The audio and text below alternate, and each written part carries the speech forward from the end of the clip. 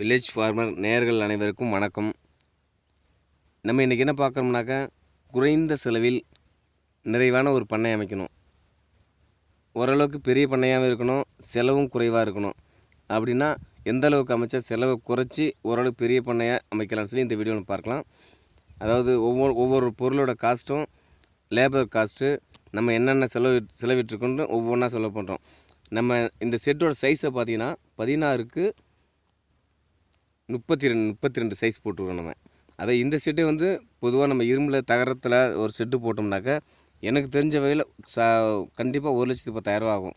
நான் நண்பர்கிட்ட கேட்டேன், மொத்தமாக எஸ்டிமேட்டட் கான்ட்ராக்டாக கொடுங்க, 1,10,000 போட்டு கொடுத்தேன்னு சொல்லி சொன்னாங்க.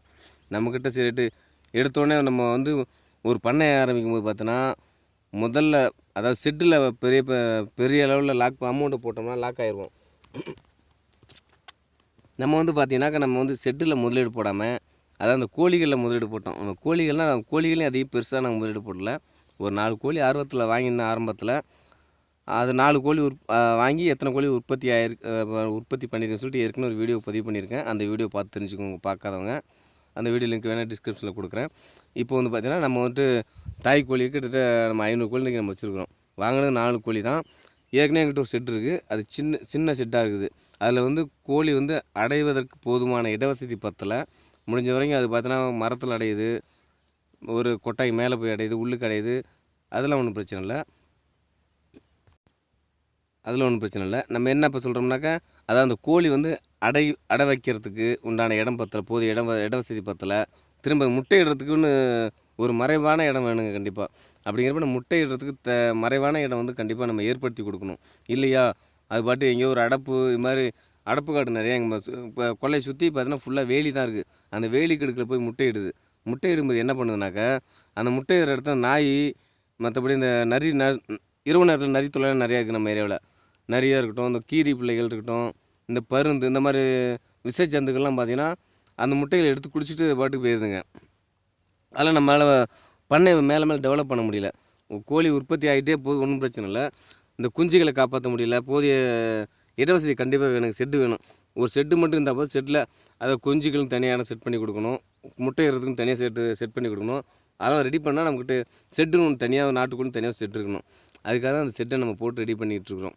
நம்ம இந்த செட்டை வந்து ஓரளவுக்கு சுமாரான செட்டு தான் போட்டுக்கிட்டுருக்கோம். ரொம்ப பெரிய செட்டுன்னு சொல்ல முடியாது, சின்ன செட்டுன்னு சொல்ல முடியாது. ஏன்னா இப்போ நம்ம இந்த செட்டு என்னென்ன போட்டிருக்கிறோம், என்னென்ன செலவு பண்ணுறோன்னு சொல்லி ஒவ்வொன்றா சொல்லிட்டு வரேன் பாருங்கள். இந்த களி போட்டிருக்கோம் பாருங்கள். இந்த களியோட சைஸ் வந்து பார்த்தீங்கன்னா 13 அடி. இந்த களியோட சைஸு.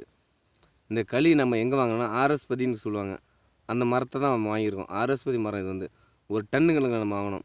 அதான் நம்ம வெட்டுற இடத்துக்கே நம்ம போய் காட்டு நம்ம பிடிச்ச மரமாக போய் 4 காட்டை போய் அலைஞ்சோம்னாக்கா நமக்கு பிடிச்ச மரமாக கேட்டு ஒரு டன்னு வந்து பார்த்தோன்னா 3,500 தான் ரேட்டே வருதுங்க. இந்த தைல மரனோட சொல்லுவாங்க. என்ன ரேட்டு 3,500ங்க.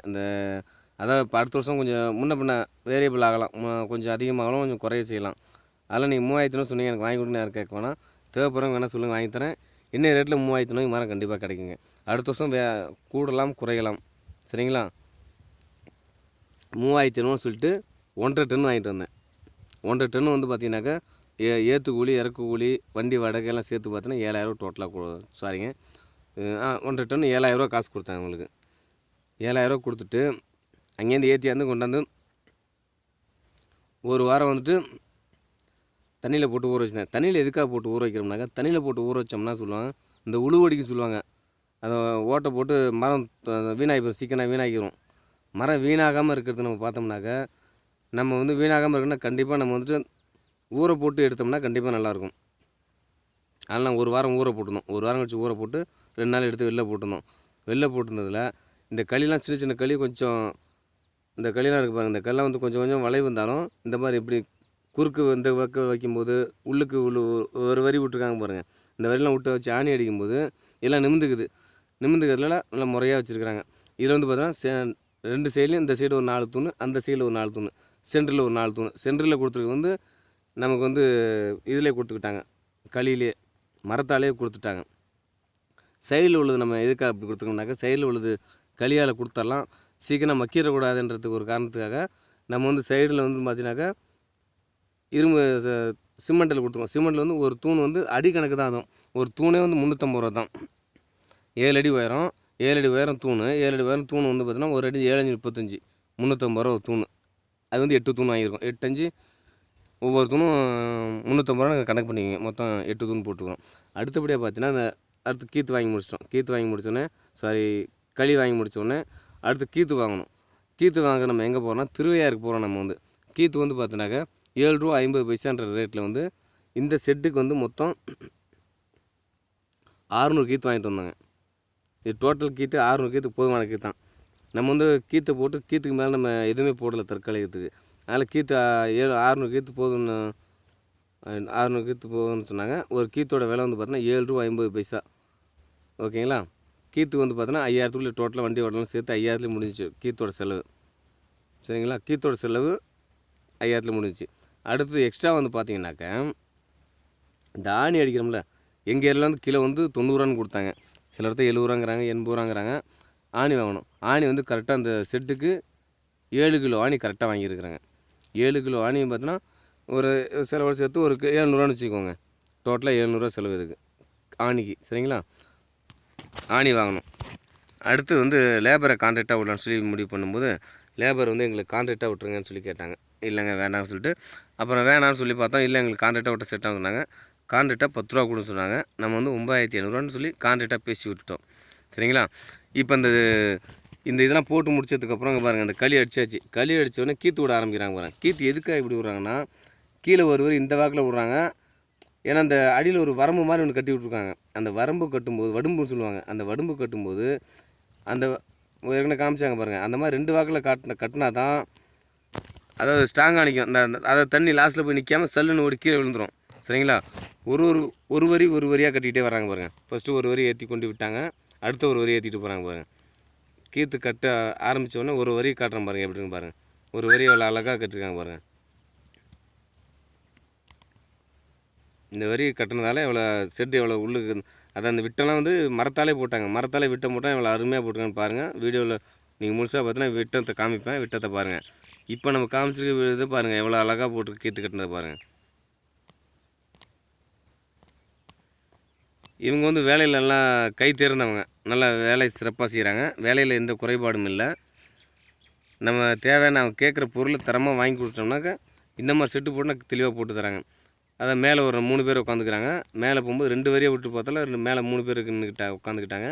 கீழே ஒருத்தர்னு இந்த கீத்தை ஒவ்வொன்றா எடுத்து கொடுக்குறாங்க. கீத்தை எப்படி எடுத்து கொடுக்குறாரு பாருங்க. ஒரு குச்சி ஒன்று வச்சுக்கிட்ட கவை மாதிரி அந்த கவையில் குத்தி அப்படியே தூக்கி மேலே நீட்டி விட்றாரு. மேலே இருக்கவங்க பிடிச்சிக்கிறாங்க. நான் சொன்னேன் பாருங்கள், இந்த கீத்தை எப்படி கட்டுறாங்க, அடியில் காட்டுருக்காங்க பாருங்கள். இங்கே காட்டுறாங்க பாருங்கள். அதை இப்படி கட்டும்போது இந்த அடியில் வந்து தண்ணி தேங்காமல் செல்லுன்னு கீழே விடாது. இந்த தட்டில் மட்டும் 4 கீத்து இந்த தட்டில் விழுந்துடும் அடியில். அதாவது எண்டில் அந்த வடும்பில் 4 கீத்து கட்டினா தான் நமக்கு வந்து மேலேருந்து தண்ணி விட்டு செல்லுன்னு கீழே வரதுக்கு வாய்ப்பு அதிகமாக இருக்குது. சரிங்களா?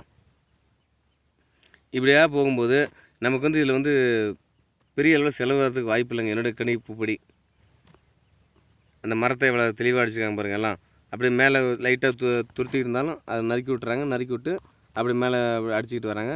நம்ம பாருங்கள், நம்ம கோழிலாம் அந்த சைடு மேய்ஞ்சிக்கிட்டு இருக்குது. அதாவது நம்ம எப்படின்னா ஒரு பாட்டு ஒரு ஏக்கர் தனியாக ஒதுக்கியிருக்கோம். தற்காலத்துக்கு 1 ஏக்கர் போதும் ஒதுக்கியிருக்கோம். அதில் ஏக்கருக்கான பின்னாடி இருக்குது. அதாவது விவசாயம் இப்போ பார்த்தீங்கன்னா விவசாய நிலத்தில் நம்ம செட்டு போட்டுருவோம். எதனால் விவசாய நிலத்தில் செட்டு போட்டுருவோம்னா, விவசாய நிலத்தில் கோழி வளர்க்கும்போது நமக்கு வந்து ஒரு பக்கம் விவசாய நிலத்தில் இருக்கக்கூடிய தேவையில்லாத பூச்சிகள்லாம் நம்ம கோழிக்கு கொத்தி சாப்பிட்றதால நமக்கு வந்து பூச்சி தொல்லைகள் அதிகம் இருக்காது. நம்ம விவசாய நிலங்களில் பயிரிடக்கூடிய எந்த பயிராக இருக்கட்டும், அதெல்லாம் அந்த பிரச்சனை நமக்கு இருக்க வாய்ப்பு இல்லை. அதனால தான் நம்ம 1 ஏக்கர் இருக்குனாக்கா, நம்ம இப்போ ஒரு பயிர் போடுறோம்னாக்கா, இப்போ ஒரு கடலை போடுறோம்னு வச்சுக்கோங்க. நம்ம கடலை போடும்போது நம்ம கோழி அங்கே திறந்து விட்டோம்னாக்கா, நம்ம கோழியானது சீச்சு பூராத்தையும் கொத்தி எறிஞ்சு சாப்பிட்ருதுங்க. இந்த இதெல்லாம் என்னோடய அனுபவத்தை சொல்கிறேங்க. எங்கள் கொல்லையிலே ஏற்கனவே டெய்லியும் அதுக்கு 2 நாள் காவலுக்கு போட வேண்டியதாக இருக்குது. அதுக்கு தான் நம்ம என்ன பண்ணோம், ஃபஸ்ட்டு ஷெட்டை போடுவோம். ஷெட்டை போட்டு 1 ஏக்கர் ஃபஸ்ட்டு ஃபென்சிங் விடுவோம் அப்படின்ட்டு 1 ஏக்கர் ஃபென்சிங் விட்டு ஒரு சைடு 2 சைடு விட்டாச்சு. இன்னும் ஒரு சைடு விடல. எதனால்னா நம்ம கொல்லை முருங்கை இருக்குது. நம்ம அந்த முருங்கை இருக்கிறதால எடுத்தோடனே ஃபென்சிங் விட முடியாதுல்ல. அதனால் இப்போ பாக்கி ஒரு சைடு விட்டாச்சு. இந்த சைடு இப்போ இந்த முருங்கை வந்து 6 மாதம் பயிர் தான் அது. அந்த முருங்கை அழிஞ்ச உடனே இந்த சைடு ஃபென்சிங் விட்டோம்னாக்கா மற்ற பயிர் விடும்போது பயிர் இருக்கட்டும். அதாவது பயிர் முளைச்சி இப்போ கல்லையில் விடணும்னா மினிமம் ஒரு 10 நாள் கழித்து தான் கல்லையில் விட்டால் நல்லா. 1 வாரம் இருந்தால் போதுமானது. 1 வாரத்துக்கு அப்புறம் பயிர் எல்லாம் மேலே வந்துடும். மேலே வந்தாலும் சில பயிர் வந்து மேலே இந்த கடலை வந்து முட்டிக்கிட்டு நிற்கும்போது கடலை மாதிரியே இருக்கும் மேலே அந்த இலையெல்லாம் சேர்ந்து. அப்படிங்கிறப்ப அதை கொத்தி கோழி தின்னுடும், இல்லாட்டி சீச்சு செஞ்சிடும். அப்படிங்கிறப்ப ஒரு 10 நாள் உள்ளுக்கு விடாமல் இருந்தால் போதும், அடைச்சி வச்சிடணும். 1 ஏக்கர் இருந்தால் போதுங்க நமக்கு அந்த இடம். அதில் 1 ஏக்கர் அளவில் நம்ம ஃபென்சிங் விட்டு வச்சுருக்குறோம். திரும்ப ஒரு 10 நாள் கழிச்சு அந்த கள்ளக்கொல்லையை திறந்து விடலாம். அந்த கள்ளக்கொல்லையை திறந்து விடும்போது எத்தனை நாளைக்கு திறந்து விடலாம்னாக்கா, அதாவது இந்த மோஸுன்னு சொல்லுவாங்கள்ல, அதான் அந்த கடலை வந்து மணி பிடிக்கும் சொல்லுவாங்க. கடலை வைக்க ஆரம்பிச்சு லைட்டாக வந்து பால் மாதிரி இருக்கும். அதை பிஞ்சுன்னு சொல்லுவாங்க. அந்த டைமில் அது வரைக்கும் விடலாம். அதுக்கப்புறம் பார்த்தீங்கன்னா சீச்சி அதில் பொறுக்க ஆரம்பிச்சிடும். ஒரு டைம் சீச்சி விழுற கடலை இருக்குன்னு பார்த்துருச்சுனாக்கா ரெகுலராக எல்லா கடலையும் காலி பண்ண ஆரம்பிச்சிடும். அப்படிங்கிறப்ப நமக்கு அதில் நஷ்டம் ஏற்பட்டுரும். கொல்லையில் வந்து கடலை பூராத்தையும் கொத்திடும். நம்ம பெரிய நஷ்டம் சந்திக்கிற மாதிரி ஆயிரும். இது மட்டும் நம்ம கோழி மட்டும் தான் கொத்திட்டீங்கன்னு நினைக்கிறீங்களா? கோழி மட்டும் கொத்திட்டீங்க. அதை மயிலும் சேர்த்து கொத்திங்கன்னா ஏகப்பட்ட நஷ்டம் வந்துடும். அதனால் அந்த மாதிரி வேலை நம்ம விட்டுறக்கூடாது. அதுக்காக நம்ம 1 ஏக்கரில் இந்த ஃபென்சிங் விட்டு நம்ம கொட்டா போட்டுருக்கோம். நம்ம கொட்டா வந்து எவ்வளோ சிறப்பாக போட்டிருக்கோம் பாருங்கள். அடுத்து லேபர் காசு சொல்லிட்டேன். லேபர் காசு வந்து டோட்டலாக 10,000 விட்டாச்சு. இந்த மரத்தோட காசு சொல்லியாச்சு. மரத்தோட காசு டோட்டலாக 7,000 ரூபா. அது மாதிரி கீத்தோட காசு 5,000 ரூபா. அதாவது சிம்பிளாக பார்த்தீங்கன்னா 30,000 நம்ம வந்து ஒரு செட்டே போட்டு முடிச்சிட்டோம். 30,000 வந்துட்டு நம்ம ஒரு கோழி பண்ணை வந்து கட்டுனுங்கிறது ரொம்ப சிரமமான விஷயந்தாங்க.